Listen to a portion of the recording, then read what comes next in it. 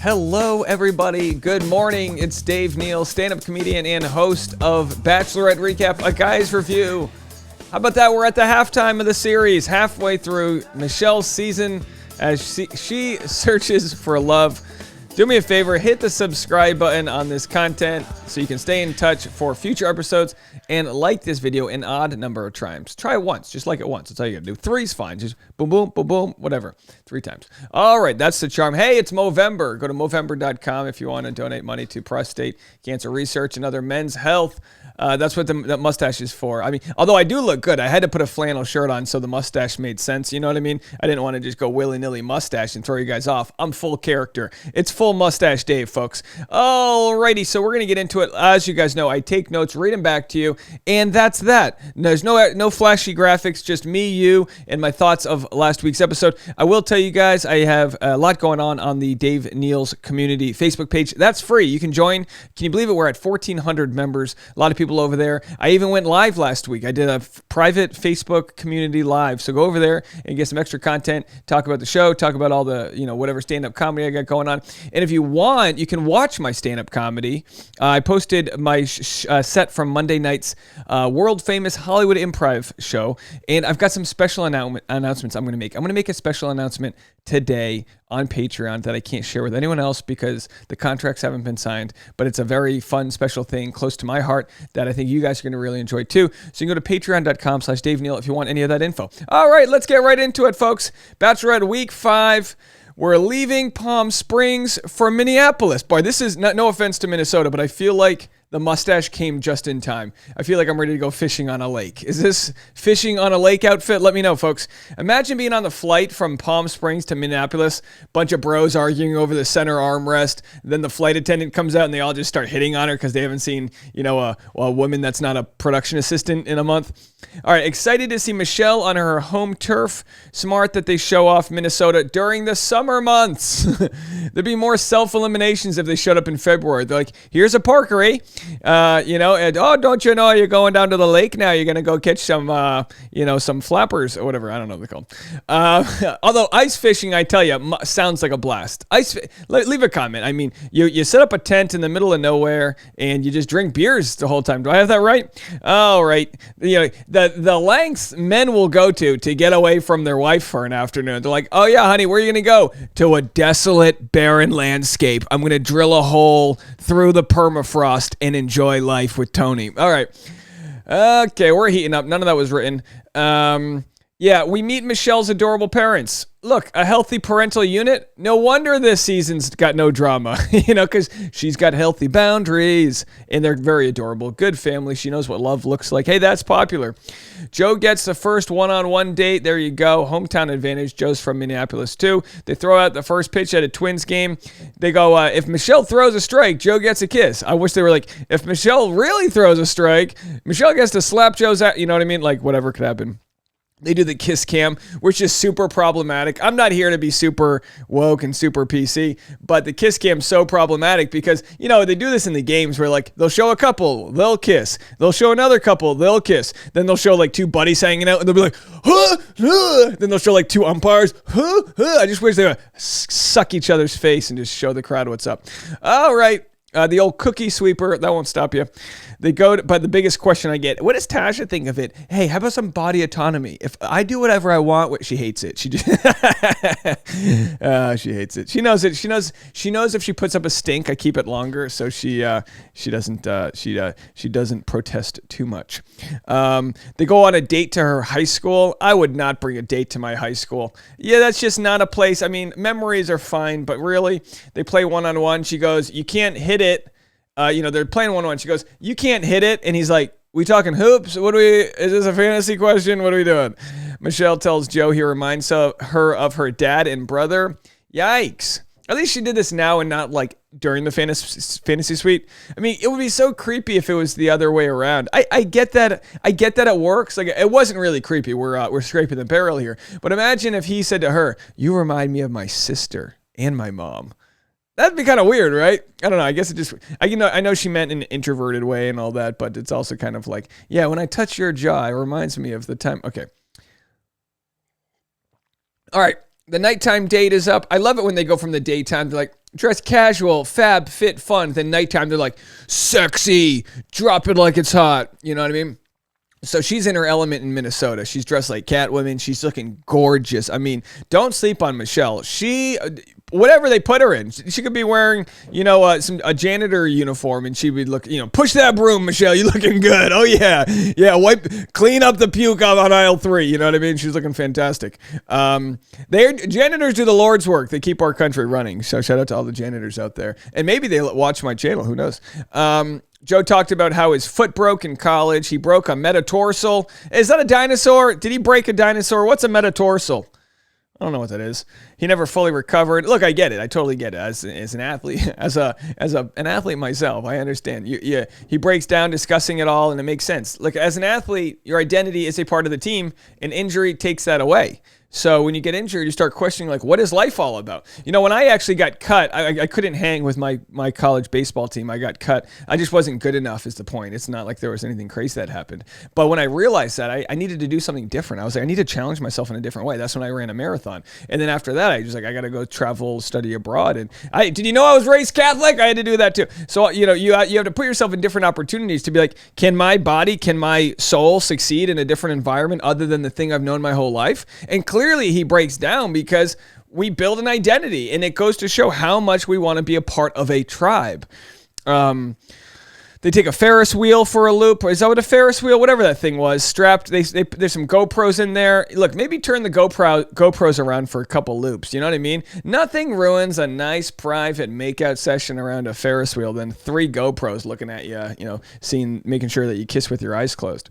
Group date, because let me tell you something. As much as I'm so curious about this show, it would be interesting if I was ever on an episode, single Dave, just to see what like the internet would pick up about me. Maybe I kiss with my eyes open. Maybe I kiss with one eye open like an old pirate. I don't know what I do. Group date on the Vikings football stadium. Clayton is amped to perform well. I mean, he's like, I finally get to show my true colors. Toxic masculinity. No, he's not toxic. He's masculine, that's for sure. What is he on? HGH? These guys, Clayton, Colton, the pectorals are not supposed to be that strong. There's nothing about deltoids. I don't know. Easy for me to say. I look like I look like the only thing I've, worked out is my, NASCAR. I don't know what I was getting at. I'm trying to not be offensive. It ain't easy. All right. The guys run onto the field to greet Michelle. Michelle introduces the group date to the Vikings. Boy, how far have the Vikings fallen, right? You expect to see a Clayton type with long blonde hair when you think of a Viking. These guys look like the Vikings if the Vikings invaded the Mall of America food court. That's what they look like. What the hell's going on with these Vikings? Did they eat a Viking? The guys compete in Viking challenges, log throwing. Luckily, they aren't competing in actual Viking challenges, pillaging and destroying villages. Don't we remember the Vikings? I watched the TV show. I was in history class. I wonder, maybe the Vikings, maybe we had them all wrong. Maybe they were just guys with nice blonde hair and, redheads that enjoyed traveling. Maybe they just enjoyed traveling on their off days, and then, they accidentally burnt down a couple tikis. Who knows? I wonder, did the producers not get approval to show Vikings football gear, so instead they went full historical Viking? They're like, oh yeah, you don't want to approve us wearing Vikings football uniforms? All right, we're gonna just bring in all the Vikings. The guys dress up as Vikings. They all look like Dale Moss in a Party City commercial. That's the type of Viking they look like, just like pleather, aprons. It's a fear factor date. That's what it is. They have to eat cow brains, fish, etc. Chris is like, do I have to? It's like, look, if you love Michelle, you'll get bacterial meningitis for her, if I've ever said that before. Next event is arm wrestling. Olu versus little Chris, no shot. Clayton wins Ultimate Viking. It's like, yay, Clayton. It's like the one thing we're all looking like, how's Clayton going to become a redeemable bachelor? What's he going to do? And like the one thing he does is like bravado his way to Michelle's heart. I mean, nothing about being a Viking should be, if anything, whoever wins Ultimate Viking should be someone that Michelle doesn't want. You know what I mean? It should be like, hey, stay clear of the guy who won Ultimate Viking. You want the guy who wins Ultimate Poet. That's who you want. All right. Which she already voted off. She voted off the guy, I think his name was Chris, the Ultimate Poet.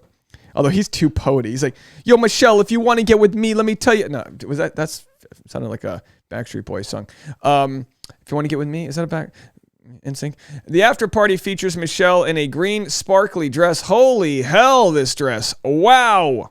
She looked like a Christmas ornament God perfected. This may be the most gorgeous outfit of all time. Thoughts? I mean, yikes. I love it. And I can't even remember. Like, it's like an orb of beauty. I can't even remember. But I think it was a mini dress with long sleeve. It was throwing me for a loop. It's like if a woman wore a Steve Jobs turtleneck, but still made it a mini dress, we'd be like, oh my gosh, it's amazing. And it's like, no, she's dressed as Steve Jobs, but she has nice legs. It's like, it's not the outfit, it's the person's beauty. That's my point.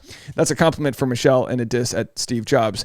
Take that. I spent $5,000 on a laptop. It's your fault. No, they're really nice and worth it. Gosh, what would they cost if they didn't make them in like slave labor camps in China? You know what I mean? I digress. Oh, this video's going away.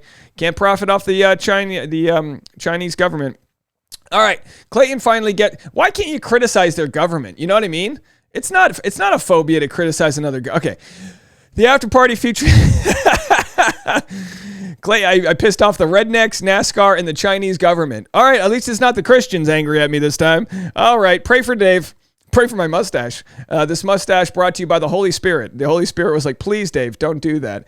God's like, I made a beard, but I didn't mean to make a mustache. Clayton finally gets some screen time. Michelle says I do look like a minister. I look like a minister who would throw in like, Southern subtlety. He's like, do unto others as they would do unto you. Like if you were at a tailgating event and whatever. Okay.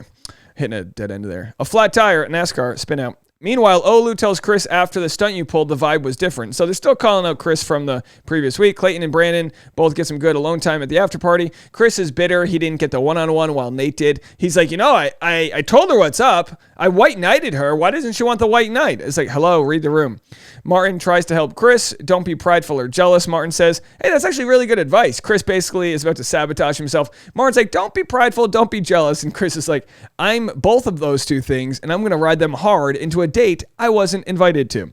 So the group date rose goes to Clayton, Big Clay. We got that already. Chris says he's in shock. I'm a fun, goofy, playful guy. He's mad she doesn't say thank you for him being there. Yikes. Clearly, I've said this on the live stream last night. It just feels like Chris is sort of in a hostage situation. It feels like the producers are making him be the villain and making him do certain things, but he just feels like a sad puppet. Like the producers have their hands jammed up his puppet butt, and yet he's like, I'm a fun, goofy, playful guy. Like he's just saying whatever. Maybe they promised him, that they'd go on Paradise, but I don't think he has the personality to back being a villain. And I mean that as a compliment to him. I'm not believing it is my point. Nate's date, time for the one-on-one. The one-on-one turns into a group date. Nate's like, oh, okay, all right. Michelle brings her besties onto the boat. He's like, I would much prefer a one-on-one date that included Michelle's besties. If I was because it's a chance to, it's like you have, it's one thing to impress one lady, but I think it's easier to play to the room. What did Robin Williams used to say? Like, if you're having a conversation with one person, it's a conversation. If there's two people you're having a conversation with, it's now a performance. And I feel like that's kind of like the vibe I get. It's like, I can bring your friends into it. We can talk. Oh, you can tell me about Michelle. I can tell you about them. And it kind of takes away the rigidity of a one-on-one. And then it's like when they're ready to make out, it's like, ladies, float away now, float away. So they do this is a slam dunk for Nate. You can win over the friends. She gets confirmations. Allie and Tia, her friends, white girl Minnesota names. Oh, if you had to tell me, name two white girl names from Minnesota, I'd go Allie and Tia, 100%. Michelle tells her girls she got choked up at Nate walking, after they walked away. So she's really into him. Then they go swimming in the lake. No, thank you. Listen, it's no offense to lakes. I don't do freshwater swimming. Not a big fan. I like salt water. It's buoyant. Everyone's like, what about sharks? What about snapping turtles and eels? I'd rather a shark take me out than an eel, or some weird parasite swim up my urethra. No, thank you. I'd rather go ice fishing. That's the best type of, how do I like to hang out on lakes? When they're frozen from above. Michelle talks, I think I'm heating up. I think we're having a good one. Michelle talks about feeling ill in her past toxic relationship. Hindsight's 2020. She's like, I felt sick. I didn't know what it was. It's like, well, that's called a toxic relationship. Absolutely. It'll kill you from the inside out. The one-on-one part is magical. Meanwhile, Chris is about to crash it. Michelle sees Chris over Nate's shoulder. She's having a one-on-one with Nate, and Chris starts walking up, and she's like, huh? You know what I mean? Ugh, poor. I actually feel bad for Chris. I feel like he was in over his head, where either he was jealous or he knew what he was doing. I would actually, more so than any villain we've ever had, I'd love to hear Chris on a podcast, because I just feel like he was like Debbie Downer. I don't feel like that could have been the true Chris. Like, did they really cast him to be a low energy villain? I just feel sad for him. Let me know. Leave a comment. I love how polite Chris is. He goes, hey, can I speak with you for one moment? And he's just like sad the whole time. Chris says he felt played by the whole situation. Kind of very Yosef light, I would say. Meanwhile, Nate is left alone without a cell phone. That's the biggest tragedy. Whenever someone goes, if you're on a date and someone goes away, hey, you check the sports scores, you think. Now, Nate just has to sit there and think about the food. He's like, all right, I ate a biscuit. Let's think about biscuits. He is literally, that's what's so funny about the show. Without social media, we forget how to use our brain. Michelle calls Chris out, saying he didn't have a good attitude after calling everyone else out. Michelle says, I can speak for myself. I want a man who will support me when I speak and not speak for me. Damn. Shots fired. Michelle tells Chris she needs to walk him out. Bye, Chris. Bye. Bye. Michelle says, if I get heartbroken, then that's on me. Yeah, you can't let these guys, it's one thing if a brother's trying to protect you, but like a brother's not trying to bang you. All these guys are trying to get into the fantasy suite. So like, you can't trust, I'm trying to protect you. No, you're trying to self-preserve your boners right now. That's what you're trying to do. All right, back to dinner they go. Fireworks, white shirts, kissing white shirts. Good thing they didn't have barbecue. Last thing you want is a barbecue stand on the white t-shirt. She's killing me with that mini green skirt. I would have stained my outfit for sure. Drop a meatball on my chest. Nate and Michelle looking good together. Good looking couple right there. I mean, gosh, their kids would be just gorgeous. You know what I mean? Michelle's got the basketball skills. Nate doesn't. We saw that work out, but at least Nate's tall. If they have kids, hopefully they could, have a fun little. I'd follow the kids. You know what I mean? Cut to the year's 2045. Dave Neal still recapping The Bachelorette. I'm following junior basketball leagues. Michelle's 6 children are all ready to go pro. All right, that got creepy. maybe without the mustache. You can follow the kids' basketball teams, just not with a mustache. Mustache gets a bad rap for that, doesn't it? Plenty of good people with mustaches don't want to. All right. Michelle takes Rodney to the roof. Good Rodney. We love Rodney. She's doing a great job of making everyone feel special. They scream, "We love Minnesota!" And then the echo yells back, "Why?" You know what I mean? Just kidding. We love Minnesota. Meanwhile, Martin digs himself deep, says Michelle miscommunicated how she heard him because he was like, look, you're different. You're not like other women. And whenever you tell a woman you're not like other women, she's going to be like, thanks, but also, how are other women, And then he's like, no, you miscommunicated how what I meant to say. And it's like very passive. He puts it on her. I want to use that line in an argument. No, baby, you heard it wrong. That's not what I was saying about your sister. You heard it wrong, honey. Anyway, that's the recap. Let me know what you guys think. Again, for anyone who wants to join the Patreon, patreon.com/Dave Neal. I'll have some insider breaking news coming your way over there, plus stand-up comedy and weekly live streams and other content. So you can go check that out for as little as $5 a month. And also the Facebook community page is free. Hang out over there. Thank you guys so much. Plenty of content coming your way. Happy Hump Day. Oh my God.